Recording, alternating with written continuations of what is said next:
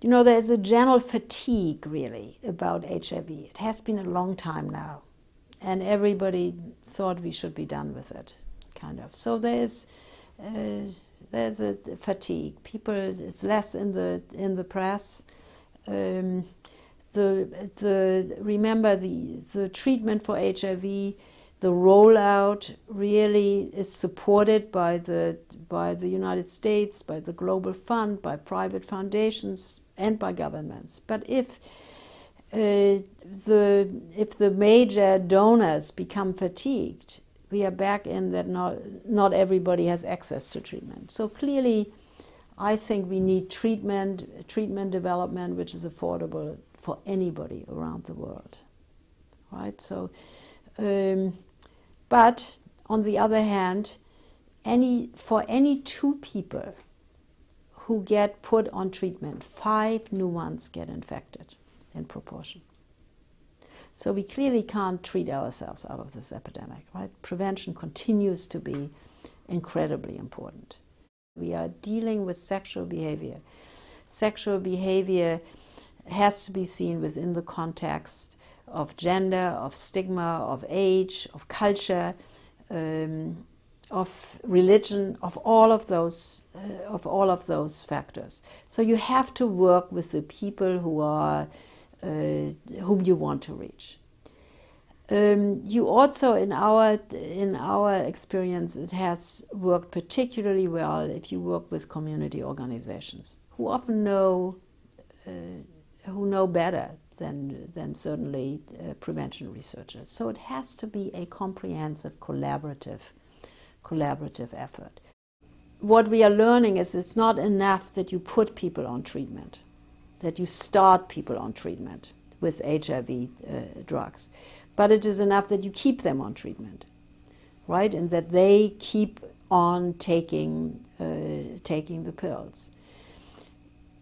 We learn now globally in different countries and in our own country, if somebody is depressed, they might not do it. We have learned from our own research, if people have a buddy, if people have a partner who helps them, that might help. If it is, so that's one issue about treatment.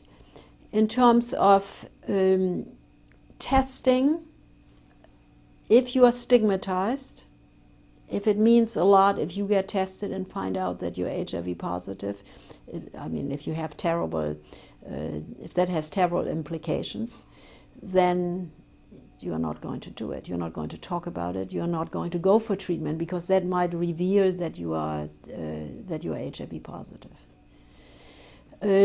So stigma is very important that you deal with that. If you're homeless, if you are jobless, HIV then might get a back seat. It might be more important that where you sleep. It might be more important whether you get a job or not.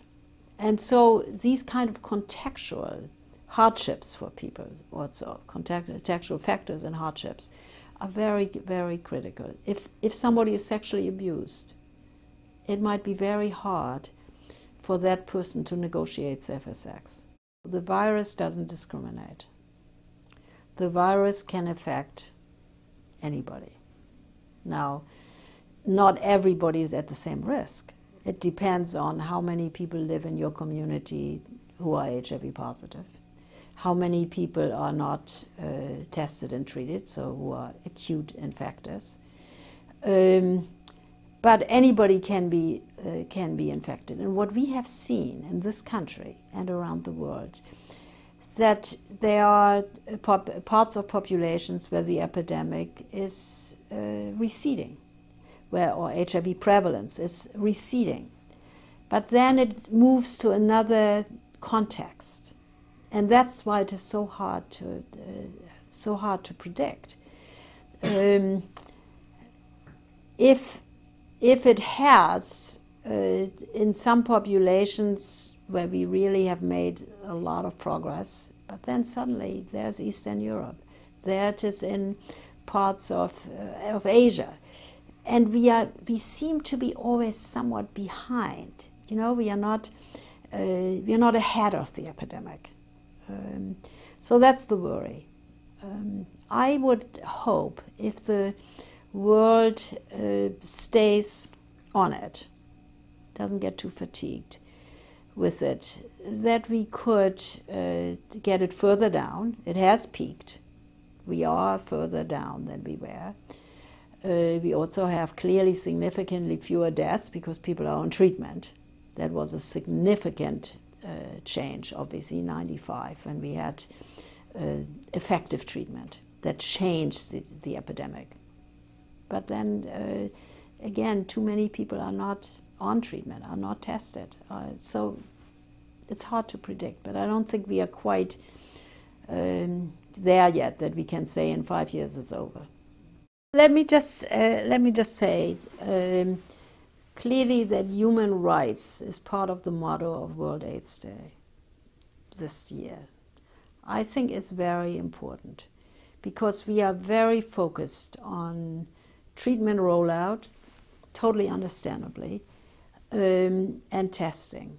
And we mustn't forget the other factors which are so important for prevention and care, and that's human rights. You know, we need to. Human rights are part of stigmatization of young gay people in this country and around the world. Human rights are critical for women in relationships where they don't have power to negotiate. So human rights is critical. I think it's very good that that's part of the motto of World AIDS Day.